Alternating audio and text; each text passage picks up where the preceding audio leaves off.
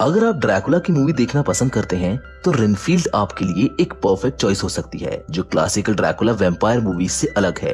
Film को director Chris मैके ने डायरेक्ट किया है, जिसमें मुख्य भूमिका निभाने वाले कलाकार हैं निकोलस केज और निकोलस हाउल्ट। फिल्म की IMDb रेटिंग 6.4 है, जबकि इसको 57% लोगों ने रॉटन टोमेटोज पे पसंद किया था। So with all that said, चलिए जल्दी से स्टार्ट करते हैं आज की इस इंटरेस्टिंग कहानी को। Hollywood silver screen presenting Renfield. Movie start होती है एक सपोर्ट ग्रुप को दिखाते हुए, जहां पर बहुत सारे परेशान लोग अपनी प्रॉब्लम्स और अपने रिलेशन के बारे में बताते हैं, जिससे उन्हें उनकी प्रॉब्लम्स का सोल्यूशन ढूंढने में मदद मिले। अभी उस जगह पर कुछ लोग अपनी प्रॉब्लम्स डिस्कस कर रहे हैं। वहाँ पर एक आदमी बैठा हुआ है जिसका नाम रेनफील्ड है, जो पहले एक रियल एस्टेट वकील हुआ करता था। उसके दिमाग में उसकी पास्ट लाइफ की यादें चल रही होती हैं, जिसमें वो ट्रांसिल्वेनिया के एक आदमी को कुछ प्रॉपर्टी सेल करने जाता है ताकि उससे उसको बड़ा प्रॉफिट हो सके। वो जिसके पास प्रॉपर्टी सेल करने जाता है वो कोई और नहीं बल्कि एक ड्रैकुला है। इस बात का उसको पता नहीं होता है और जल्द ही दोनों अच्छे दोस्त बन जाते हैं। कुछ टाइम तक दोनों साथ होते हैं, घूमते हैं और टाइम स्पेंड करते हैं। रेनफील्ड से खुश होकर ड्रैकुला उसे अपनी पावर का कुछ हिस्सा दे देता है और उसे अपना असिस्टेंट बना लेता है। ड्रैकुला की पावर से उसकी जिंदगी पूरी तरह बदल जाती है। वो हमेशा के लिए ड्रैकुला का असिस्टेंट बन जाता है। ड्रैकुला उससे जो भी कहता है वो उसे करना पड़ता है। अब तो रेनफील्ड ही उसकी देखभाल का काम क्या करता था। ड्रैकुला की दी हुई पावर सिर्फ उसे एक अमर इंसान बनाए रखती थी। जैसे ड्रैकुला की पावर इंसानी खून पीने के कारण बढ़ती थी, वैसे ही रेनफील्ड को उसकी पावर्स कीड़े खाने से आती थी। एक दिन मॉडर्न जमाने के टाइम में एक एग्जॉर्सिस्ट अपने कुछ ड्रैकुला हंटरों के साथ इस ड्रैकुला को खत्म करने आता है। वो सब मिलकर उसे एक चमत्कारी सर्कल में कैद कर देते हैं। साथ ही वो लोग रेनफील्ड को भी समझाते हैं कि उसकी लाइफ अभी भी बहुत बची हुई है। वो ड्रैकुला के चंगुल से निकलकर अपनी लाइफ एक नए तरीके से अभी भी जी सकता है। जिस पर ड्रैकुला रेनफील्ड को डराता है कि अगर इन लोगों ने मुझे मार दिया तो ये लोग तुम्हें भी कैद कर लेंगे। इस बात पर डर के मारे रेनफील्ड उस घेरे को काट देता है, जिससे ड्रैकुला एग्जॉर्सिस्ट के मुंह से उसके शरीर में घुसकर उसके पूरे शरीर को ब्लास्ट कर देता है। इस पर एक हंटर वहां का पर्दा हटाकर ड्रैकुला के ऊपर सनलाइट डाल देता है, जिस कारण ड्रैकुला बुरी तरह से झुलस जाता है। ये देखकर रेनफील्ड उसे फिर से बचा लेता है। अब उसकी बॉडी का थोड़ा सा हिस्सा ही बचता है। ड्रैकुला रेनफील्ड को उसे बचाने और पूरी तरह ठीक करने के लिए बोलता है। उसे ठीक करने के लिए रेनफील्ड उसे न्यू ऑर्लियंस सिटी ले आता है, जहाँ दोनों को बहुत से हंटरों से बचते बचाते 90 से 95 साल बीत जाते हैं। रेनफील्ड ड्रैकुला का कैदी बनकर उसके लिए इंसानों को लाता रहता है ताकि वो इंसानों का खून पीकर फिर से ठीक हो जाए और अपनी शक्तियों को वापस पा ले। प्रेजेंट टाइम में ग्रुप का हेड रेनफील्ड से उसकी स्टोरी बताने को बोलता है, पर वो मना कर देता है और उससे कहता है कि इन सब बातों को सुनने से कुछ नहीं होगा। तभी वहाँ पर एक लड़की जिसका नाम कैटलिन है, जो अपने बॉयफ्रेंड से बहुत परेशान थी क्योंकि वो उसे बहुत परेशान करता था। इसीलिए रेनफील्ड ड्रैकुला के लिए उसके बॉयफ्रेंड मिच को लेने चला जाता है, जो बहुत बुरा इंसान था।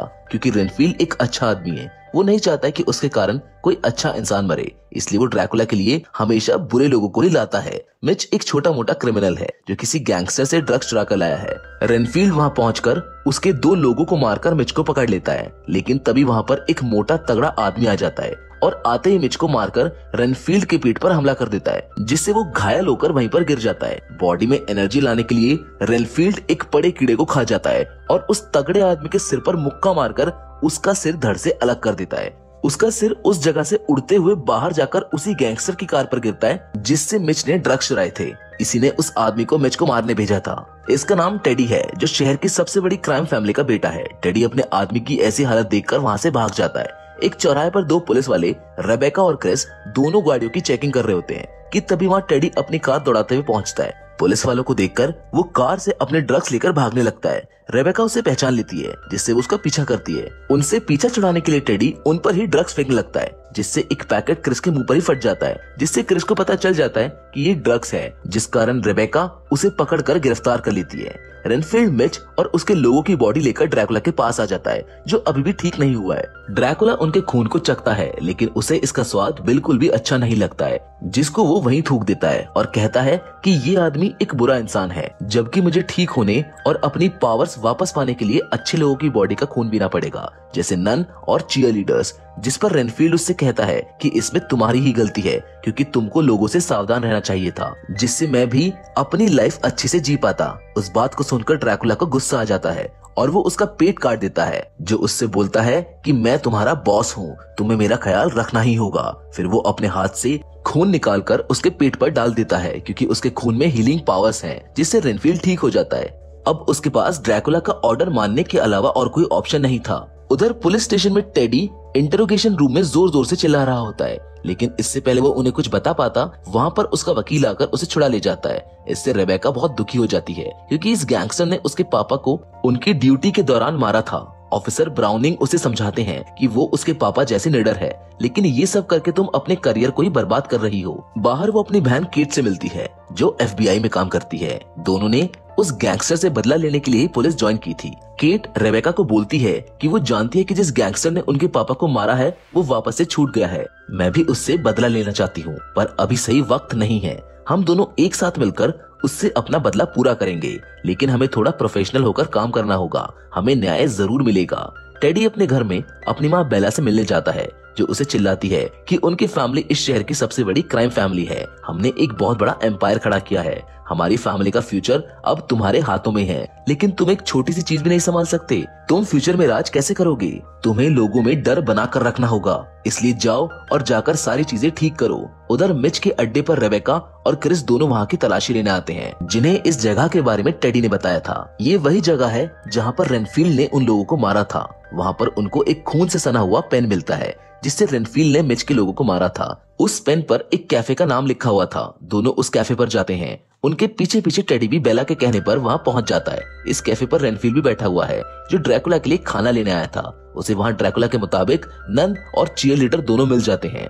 रेनफील्ड उनको बेहोश करने के लिए उनके पास जा ही रहा होता है, लेकिन वहाँ पुलिस को देखकर उल्टा लौट जाता है और भागने लगता है, लेकिन भाग नहीं पाता है, क्योंकि दूसरी तरफ से टेडी के लोग गन फायर करते हुए अंदर कैफे में घुस जाते हैं। भगदड़ के कारण रेनफील्ड का कीड़ा नीचे गिर जाता है। उस कैफे में आकर टेडी रेबेका को पकड़ लेता है और उससे उसके पापा के बारे में बात करने लगता है कि मरते वक्त उसके पापा अपनी जान की भीख मांग रहे थे। तुम्हारे पापा एक डरपोक इंसान थे, लेकिन मैं तुमको नहीं मारूंगा, क्योंकि तुमसे तो मुझे एक काम है। तुम्हें बस इतना कहना होगा कि तुम मेरे लिए काम करती हो। इस पर वो फुल कॉन्फिडेंस से उसका मजाक उड़ाने लगती है कि तुम मुझ पर गोली चला दो, मुझे तुमसे डर नहीं लगता है, क्योंकि तुम्हें तो गन चलाना भी नहीं आता। तुम बाहर अपनी गाड़ी में बैठे रहते हो और तुम्हारे लिए कोई और काम करता है। तुझ में दम है तो चला गोली। टेडी जैसे ही गोली चलाने वाला होता है, रेनफील्ड नीचे पड़ा एक कीड़ा खाकर उस पर कूदकर रेबेका को बचा लेता है और टेडी से लड़ने लगता है। इस पर वहाँ पर भारी फायरिंग हो जाती है। रेनफील्ड उसके लोगों को बहुत बुरी तरह से मारता है और इसी बीच टेडी वहाँ से भाग जाता है। सबको ठोकने के बाद रेनफील्ड रेबेका से टेडी के सामने फुल कॉन्फिडेंस से खड़े होने पर उसकी तारीफ करता है, जिस पर रेबेका उसे उसकी और बाकी सबकी जान बचाने के लिए थैंक्स बोलती है और आसपास के लोग भी उसको थैंक्स कहते हैं, जिससे सुनकर उसे काफी अच्छा लगता है। रेनफील्ड ड्रैकुला के पास खाली आ जाता है। ड्रैकुला अब थोड़ा बहुत ठीक हो चुका था, जो उसे अपना प्लान बताता है कि वो अपनी शक्तियां वापस पाने के बाद इस दुनिया पर राज करेगा। वो सबका राजा बन जाएगा और इंसानियत को खत्म करके गॉड और इविल जैसी चीजों को मिटा देगा। इस दुनिया में सिर्फ उसी के फॉलोअर्स होंगे, जिनको वो आराम से खाएगा। ड्रैकुला की इन बातों को सुनकर रेनफील्ड को बहुत बुरा लगता है, क्योंकि उसके अंदर अभी भी इंसानियत होती है और वो इंसानियत को ऐसे ही खत्म होने नहीं दे सकता था। इसका सलूशन पाने के लिए वो अपने ग्रुप के पास जाता है, जहाँ वो सबको अपने बारे में बताता है कि उसका एक बॉस है और वो इस दुनिया पर राज करना चाहता है, लेकिन वो उनको ये नहीं बताता है कि उसका बॉस एक ड्रैकुला है। इस पर वो लोग उसे सजेस्ट करते हैं कि वो अपने बॉस पर ध्यान ना दे, वो खुद पर ध्यान दे, जिससे उसका बॉस पावरफुल नहीं हो पाएगा। उनकी बात मानकर अब वो ड्रैकुला के पास जाना छोड़ देता है और अपने लिए एक अपार्टमेंट खरीदकर उसको सजाता है। वो खुद के लिए समय निकालता है और खुद के डेवलपमेंट पर फोकस करता है। साथ ही वो अपना हुलिया भी ठीक कर लेता है। ये सब काम करके वो रेबेका से पुलिस स्टेशन मिलने जाता है, जिसको वो पसंद करने लगता है। वो उसे फ्लावर्स भी देता है। रेनफील्ड उस रात कैफे पर हुए हादसे में रेबेका को स्टेटमेंट देता है और वो कोर्ट में टेडी के खिलाफ गवाही देने के लिए भी तैयार हो जाता है। साथ ही में वो रेबेका को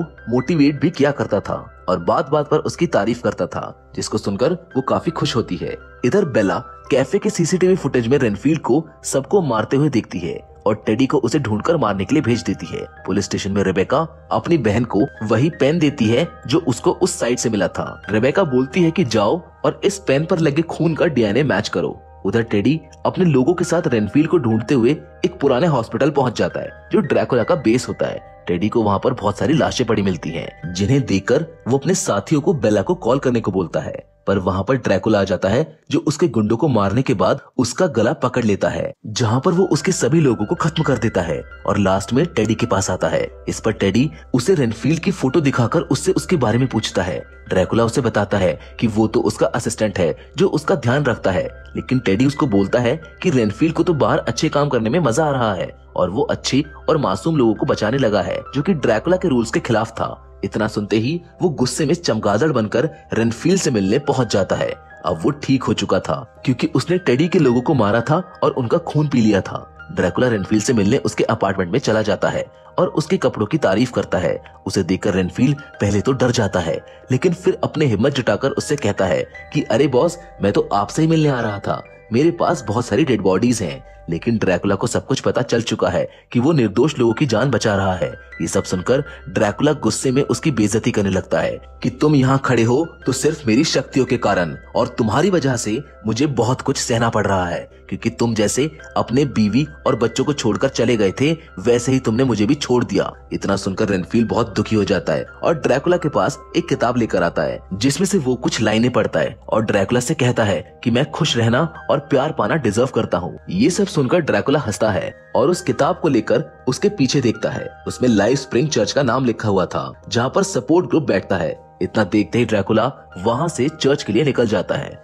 इधर रेबेका मिच की गर्लफ्रेंड कैटलीन से मिलने उसके घर जाती है, जहां उसे भी लाइफ स्प्रिंग चर्च के बारे में पता चलता है। चर्च में पहुंचकर रेनफील्ड ग्रुप के लोगों को यहां से निकल जाने को बोलता है, पर तभी वहां पर ड्रैकुला पहुंच जाता है और उनको बताता है कि मैं ही रेनफील्ड का बॉस हूँ, जिसे देखकर रेनफील्ड घुटनों पर बैठकर उन सब अच्छे इंसानों को छोड़ने को बोलता है। पर ड्रैकुला अच्छे इंसानों का सुनकर खुश हो जाता है और बोलता है कि मैं इनको ही तो खोज रहा था। इतना बोलते ही ड्रैकुला कुछ ही सेकंड्स में सब लोगों को मार देता है और रेनफील्ड को बोलता है कि तुमने मुझे धोखा दिया है, अब देखो मैं तुम्हारे करीबी और अच्छे इंसानों का क्या हाल करता हूँ, मैं उनको तुमसे छीन लूंगा। तभी वहाँ पर रेबेका आ जाती है और इतनी सारी लाशों को देखकर रेबेका ना चाहते हुए भी रेनफील्ड को अरेस्ट कर लेती है। बाहर निकलते ही उनको पुलिस वाले घेर लेते हैं, जिनमें बेला भी होती है, जो उससे रेनफील्ड को उसके हवाले करने को बोलती है। उसका ऑफिसर ब्राउनिंग भी रेनफील्ड के बदले उसे उसका प्रमोशन ऑफर करता है। इससे वो समझ जाती है कि अब सारे पुलिस वाले उनसे मिल चुके हैं। रेबेका उनकी बात नहीं मानती है और रेनफील्ड को लेकर वहाँ से भाग जाती है। शहर में जगह जगह छानबीन चालू हो गई है। अब उन दोनों के खिलाफ शूट एट साइट के ऑर्डर्स निकाल दिए जाते हैं। अब अगले दिन रेबेका की नींद खुलती है तो वो खुद को रेनफील्ड के अपार्टमेंट में पाती है। उसे एक गोली भी लगी थी, जहाँ पर वो उसे अपने बारे में बताता है और उसे ड्रैकुला के बारे में इंफॉर्मेशन देता है, लेकिन वो इन बातों पर यकीन नहीं करती है। तभी उसे केट का कॉल आता है और वो उसे बताती है कि वो डीएनए रेनफील्ड का है। उसका डीएनए दुनिया के अलग अलग केसेस से कनेक्टेड है और अगर ये एक ही आदमी है तो ये लगभग 70 से 80 साल का होगा, मतलब कि ये एक सीरियल किलर है। इससे रेबेका समझ जाती है कि ये किलर रेनफील्ड ही है, मतलब वो अमर है। रेबेका केट को एक कैफे में मिलने को बुलाती है। जब वो दोनों वहाँ से निकल रहे होते हैं तभी उनको ढूंढते हुए पुलिस वाले भी वहाँ पहुंच जाते हैं। उनको देखकर रेनफील्ड रेबेका से एक कीड़े को ढूंढने को कहता है, क्योंकि उसे कीड़े खाने से ही पावर्स मिलती हैं। उसे कीड़ा मिल भी जाता है, जिसे खाते ही वो उनसे एक सुपरमैन की तरह लड़ने लगता है। यहाँ पर काफी भयंकर और खून खराबे वाली फाइट हो जाती है। रेनफील्ड उन लोगों के हाथ निकालते हुए उन्हें बड़ी बेरहमी से मारे जा रहा था और इतना सब देखकर अब रेबेका को रेनफील्ड की बातों पर विश्वास हो चुका था। दूसरी तरफ ड्रैकुला टेडी से मिलता है और उससे कहता है कि क्या तुम मुझे कुछ लोग दिलवा सकते हो, क्योंकि मुझे इस दुनिया पर राज करने के लिए मुर्दों की फौज खड़ी करनी होगी। जिस पर टेडी उसे बेला से मिलवा देता है। उधर बेला के पास ऑफिसर ब्राउनी उसका साथ छोड़कर जाने लगता है, क्योंकि उसे उनकी हार दिख रही थी, लेकिन उसके जाते ही उसका काटा हुआ सिर उड़ते हुए बेला के पास आकर गिरता है। वहाँ पर टेडी ड्रैकुला को लेकर आता है। उसे देखकर बेला बहुत खुश हो जाती है। इधर रेनफील्ड और रेबेका दोनों एक जगह पर बैठकर बात कर रहे होते हैं, जहाँ पर रेनफील्ड उसे अपने बारे में सब कुछ बता देता है। वो कहता है कि उसे अपनी फैमिली बहुत प्यारी थी, उसने कुछ गलतियां करी और उसकी वजह से उसके साथ काफी कुछ बुरा हुआ, जिससे उसकी फैमिली उससे दूर हो गई। उसे इस बात का पछतावा होता है। वो पूरी तरह ड्रैकुला पर भी ब्लेम नहीं कर सकता है, क्योंकि इसमें उसका कुछ भी हाथ नहीं था। जिसके बाद वो उसे ड्रैकुला के बारे में बताता है कि ड्रैकुला लोगों के सपनों को उनके खिलाफ इस्तेमाल करना जानता है। अब रेबेका के पास बेला का फोन आता है और वो उसे बताती है कि उसने कीट को किडनैप करके रखा हुआ है। वो बोलती है कि अगर तुम कीट को छुड़ाना चाहती हो तो रेनफील्ड को लेकर यहाँ पर जल्दी आओ। उधर ड्रैकुला भी रेनफील्ड को बुलाने लगता है, इसीलिए रेनफील्ड कुछ कीड़ों को लेकर रेबेका के साथ उसके पास पहुंच जाता है। वहां पहुंचकर रेनफील्ड देखता है कि ड्रैकुला ने टेडी को अपनी कुछ पावर्स देकर उसे अपना नया असिस्टेंट बना लिया है। उसी समय उसके गुंडे रेनफील्ड पर हमला कर देते हैं। उनको मारने के बाद रेनफील्ड टेडी से लड़ने उसके पास चला जाता है। दूसरी ओर रेबेका बेला से अपनी बहन का पूछती है। उसी समय वहां की खिड़कियां बंद हो जाती हैं और वहां ड्रैकुला आ जाता है। टेडी ड्रैकुला की पावर्स पाकर रेनफील्ड को धोने लगता है, जिससे रेनफील्ड उससे कहता है कि ये शक्तियां एक श्राप है। तभी ड्रैकुला रेबेका से कहता है कि मैं तुम्हें न्याय दिलाने में तुम्हारी मदद कर सकता हूँ और तुम्हारी बहन को भी ठीक कर सकता हूँ। तभी वहाँ पर एक स्ट्रेचर पर लेटे हुए कीट आती है जो मर चुकी थी और उससे कहता है कि तुम मेरे साथ मिल जाओ, जिससे मैं मेरे खून से तुम्हारी बहन को बचा लूंगा। उधर लड़ाई में टेडी रेनफील्ड को हरा रहा होता है कि तभी उसे एक कीड़ा मिलता है, जिसे खाकर वो एक किक में टेडी को मार डालता है। जिसके बाद वो अंदर चला जाता है, जो अंदर आते ही रेबेका को कहता है कि ये एक चाल है, जिसे देखकर ड्रैकुला हंस पड़ता है। लेकिन तभी रेबेका एक बटन दबाती है, जिससे खिड़कियां खुल जाती हैं और सनलाइट अंदर आ जाती है। उससे ड्रैकुला जलने लगता है और खुद को बचाने के लिए वो चमगादड़ बन जाता है, जो भागते हुए रेनफील्ड को भी घायल कर देता है, जिससे वो बेहोश हो जाता है। तभी खिड़कियां वापस बंद हो जाती हैं। ड्रैकुला रेबेका को पकड़कर उसको काटने ही वाला होता है कि तभी वो उसके पैर पर गोली चला देता है, जिससे उसका खून रेनफील्ड के मुंह में गिर जाता है। कुछ ही समय में वो ठीक होकर ड्रैकुला पर हमला करके उसके दांत उखाड़ देता है, लेकिन उसके दांत वापस आ जाते हैं। वो रेनफील्ड पर हमला कर देता है। तभी उसे ग्रुप के लोगों की बातें याद आती हैं कि तुम्हारा कंट्रोल तुम्हारे हाथों पर है, जिससे वो ड्रैकुला पर ही पलटवार कर देता है और उसके चेहरे पर मुक्के ही मुक्के मारने लगता है। जिसके बाद रेबेका उसे एक प्रोटेक्शन सर्कल में फंसा देती है, जिससे वो दोनों उसे घेर के अंदर ही अंदर पीट पीट कर मार डालते हैं। रेनफील्ड ने ड्रैकुला का हीलिंग ब्लड अपने पास रख लिया होता है। दोनों उसकी लाश के टुकड़ों को कंक्रीट में मिलाकर जमाते हैं और उसको नाली में बहा देते हैं, जिससे ड्रैकुला वहीं पर मारा जाता है। सबको खत्म करने के बाद रेबेका बेला को अरेस्ट करके जेल भेज देती है और ड्रैकुला के खून से केट को भी ठीक कर लेती है। वो उसे गले लगाती है क्योंकि उन दोनों ने अपने बाप की मौत का बदला ले लिया था। मूवी के एंड में रेनफील्ड ने ड्रैकुला के खून का इस्तेमाल करके सपोर्ट ग्रुप के सारे लोगों को फिर से जिंदा कर लिया होता है, क्योंकि उनके बिना उसकी लाइफ अधूरी है। रेबेका और रेनफील्ड अभी भी अच्छे दोस्त हैं। अब रेनफील्ड ना ही किसी का सर्वेंट है और ना ही वो किसी की कैद में है। और इसी हैप्पी एंडिंग के साथ ये फिल्म यहीं पर खत्म हो जाती है। हम उम्मीद करते हैं कि ये ड्रैकुला की कहानी आपको पसंद आई होगी। लेकिन एक बात यहाँ पर अभी भी नोटिस करने वाली है कि क्या ड्रैकुला सच में इतनी आसानी से मारा गया? वेल, इसका आंसर शायद अभी हमें ना मिले, लेकिन इसी होप में आज की इस वीडियो को हम यहीं पर खत्म करते हैं। तो फिलहाल तो आज की वीडियो में बस इतना ही, लेकिन हम फिर से जरूर मिलेंगे एक और नई इंटरेस्टिंग कहानी के साथ। पर तब तक के लिए धन्यवाद।